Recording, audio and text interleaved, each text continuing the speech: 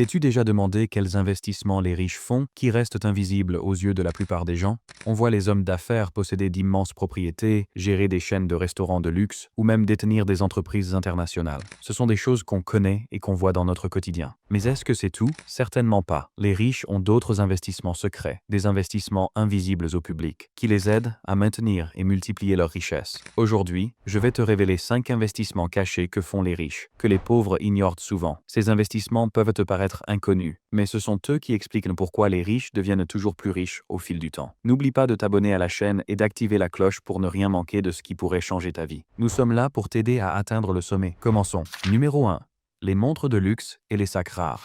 T'as déjà réfléchi à pourquoi les riches investissent dans des montres de luxe et des sacs rares? Ce n'est pas seulement parce qu'ils ont un logo prestigieux ou qu'ils attirent l'attention, mais parce qu'ils représentent des investissements qui prennent de la valeur avec le temps. Mais qu'est-ce qui rend ces produits si spéciaux? Le secret réside dans leur rareté et leur unicité. Ces montres et sacs ne sont pas accessibles à tout le monde. Même si tu as l'argent pour les acheter, il y a d'autres facteurs qui rendent leur acquisition difficile, nécessitant de la patience et de l'attente. Prenons par exemple la montre Patek Philippe Nautilus. Elle se vend entre 30 000 et 50 000 $ en magasin, mais dans le marché secondaire, son prix peut atteindre plus de 100 000 $ grâce à l'offre limitée et la demande élevée. Une autre montre, la Rolex Daytona, peut se vendre autour de 15 000 $ en magasin, mais son prix dans le marché secondaire peut doubler pour atteindre 40 000 $ ou plus, grâce à la rareté et aux longues listes d'attente. Quant aux sacs Hermès Birkin, ce ne sont pas juste des sacs, mais des investissements rares. Tu ne peux pas simplement entrer dans une boutique Hermès et en acheter un. Tu dois attendre un long moment et traiter l'achat comme un véritable investissement. Au départ, on te proposera peut-être un sac de gamme inférieur pour prouver ta fidélité à la marque, et seulement après cela, tu pourras acheter un Birkin. Ce qui est incroyable, c'est qu'à peine sorti du magasin, la valeur du sac a déjà doublé sur le marché secondaire. Un sac acheté 15 000 $ peut se vendre 40 000 $.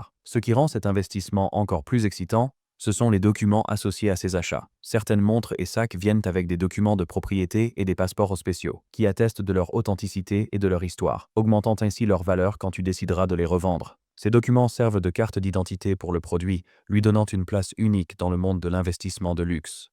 Numéro 2. Investir dans l'art et les objets rares. T'es-tu déjà demandé pourquoi les riches allouent une grande partie de leur fortune à l'acquisition d'œuvres d'art et d'objets rares? La vérité, c'est que ces objets ne sont pas juste pour la déco ou comme hobby, mais ce sont de véritables investissements qui prennent de la valeur au fil du temps. Dans le monde de l'art, il existe des œuvres comme Salvator Mundi de Léonard de Vinci, qui a été vendu pour la somme impressionnante de 450 millions de $.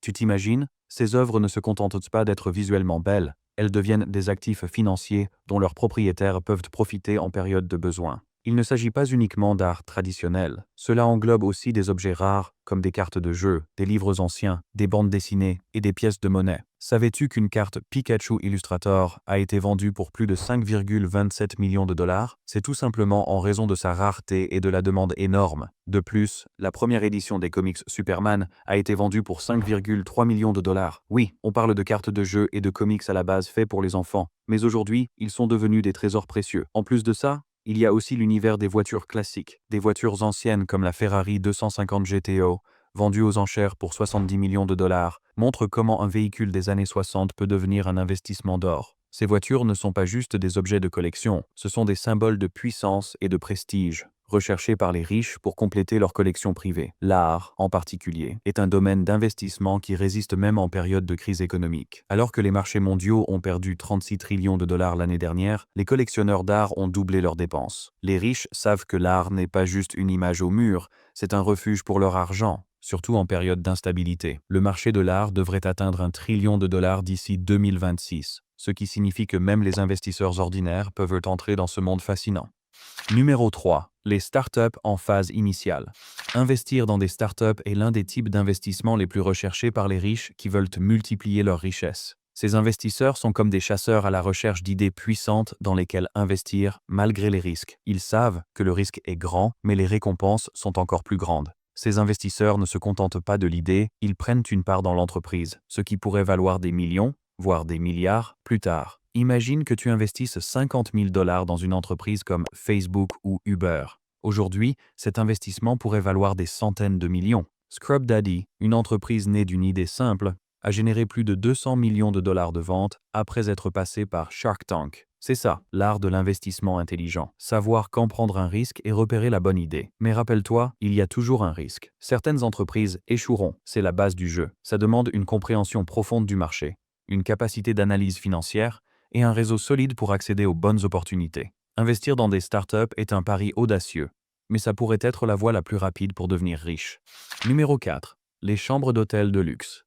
Quand on pense à l'immobilier, on pense souvent à acheter des appartements ou des maisons. Mais que dirais-tu si je te disais que les riches n'achètent pas seulement des maisons, mais aussi des chambres d'hôtel de luxe? Cette idée, qui peut sembler étrange à certains, est devenue un investissement privilégié pour de nombreux fortunés. Dans des villes comme Dubaï, New York et Londres, tu peux acheter une chambre ou une suite de luxe dans un hôtel haut de gamme et en tirer deux bénéfices. D'abord, l'utiliser lorsque tu vises la ville, ensuite, la louer via l'hôtel quand tu n'es pas là. Par exemple, lors de l'ouverture de l'hôtel Atlantis à Dubaï, des suites de luxe ont été vendues pour 3 à 4 millions de dollars à des investisseurs internationaux. Ces investisseurs profitent des revenus générés par la location des chambres aux touristes. Ce qui est fou, c'est que cet investissement ne nécessite pas forcément une somme énorme. Dans certains cas, tu peux acheter une chambre d'hôtel pour aussi peu que 30 000 dollars, tandis que les suites luxueuses peuvent dépasser 1 million de dollars. En fait, c'était une des stratégies de Donald Trump pour bâtir son empire immobilier. Aujourd'hui, tu peux acheter des appartements ou des suites dans ces hôtels. Et l'hôtel s'occupe de la gestion et de la location pour générer des revenus supplémentaires pour toi.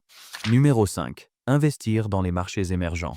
Quand on parle des marchés émergents, on parle d'opportunités encore sous-exploitées qui commencent juste à révéler leur potentiel. Les pays en croissance rapide, comme le Vietnam, le Brésil ou certaines régions d'Afrique, offrent des opportunités d'investissement énormes, que ce soit dans l'immobilier, les infrastructures ou la technologie. Les riches qui comprennent ces marchés se précipitent pour saisir les bonnes occasions avant que la demande n'augmente et que les prix ne grimpent. C'est un peu comme acheter un billet pour un train qui arrive à une destination que personne ne voit venir. Prenons l'exemple de l'immobilier sur les plages en Australie. Dans les années 50 et 60, tu pouvais acheter une propriété au bord de l'eau à Sydney pour presque rien. Aujourd'hui, ces propriétés sont vendues à des dizaines de millions de dollars. Un bien acheté pour 10 000 dollars en 1959 dans la zone Tamarama a été revendu récemment pour 47 millions de dollars. Ces investissements montrent bien comment les marchés émergents peuvent devenir des occasions en or. Mais investir dans les marchés émergents ne se limite pas à l'immobilier. En Afrique, par exemple, il y a une énorme révolution technologique en marche. Investir dans les entreprises technologiques ou dans les infrastructures là-bas pourrait marquer un véritable tournant. Tu peux par exemple acheter un bureau ou un appartement à des prix très abordables à Nairobi ou Addis Abeba. Et avec la croissance de ces villes, tu pourrais récolter des retours incroyables. Les investisseurs avisés cherchent justement ces endroits peu connus